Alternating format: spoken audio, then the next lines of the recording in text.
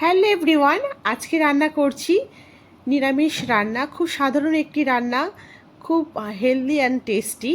Please আপনারা পুরো ভিডিওটি দেখুন। এই রান্নাটা আমি শিখেছি আমার মায়ের থেকে। আমার মা দেখেছি যেই সময় নিরামিষ হতো, ম্যাক্সিমাম সময় এই সবজিটা রান্না করে আমাদেরকে দিত, আমরা খেতাম। তো সেটাই আপনাদের সাথে শেয়ার করছি। তো আমি এখানে ডুমু করে পটল কেটে নিয়েছি, সেই পাখে পটল ভাজতেও দিয়েছি। সেই ফাঁকে আমি একটা মশলা রেডি করছি।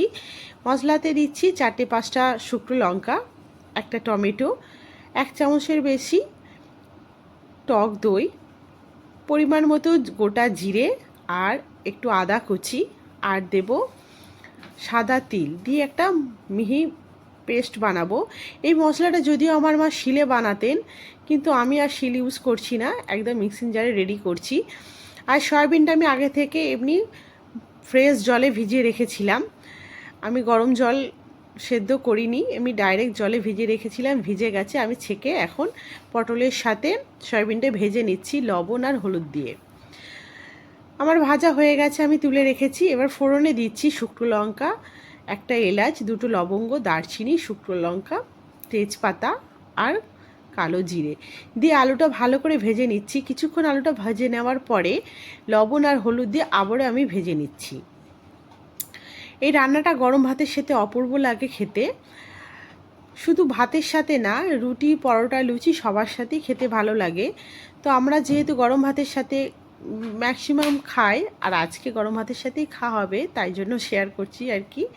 তো চলুন দেখুন, ভালো লাগবে।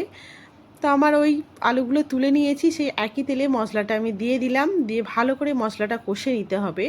যত মশলা কষা হবে ততই কিন্তু খেতে ভালো লাগবে। মশলা কষা আমার রেডি হয়ে গেছে। এরপরে আমি সয়াবিন, আলু আর পটল যে ভেজে রেখেছিলাম সেটা দিয়ে দিলাম। আর মিক্সিং জার ধুয়ে যে মশলাটা লেগেছিল, অল্প পরিমাণে জল দিয়ে আমি দিয়ে দিলাম, দিয়ে ভালো করে যাতে কষাটা হয় সেই জন্য একটু জল দিলাম, দিয়ে আবারও অনেকক্ষণ ধরে আমি কষে নেব। প্রায় 2 মিনিটের মতো ভালো করে কষে নিয়েছি। তারপরে আমি দিলাম গরম জল, পরিমাণ মতো জল দিয়ে দিচ্ছি। আর এই রান্নাটা অবশ্যই আপনারা একবার ট্রাই করে দেখবেন। এইসব রান্না, নিরামিষ রান্না দারুণ লাগে খেতে। পরিমাণ মতো একটু গরম মশলা গুঁড়ো দিলাম আর ধনেপাতা কুচি দিলাম।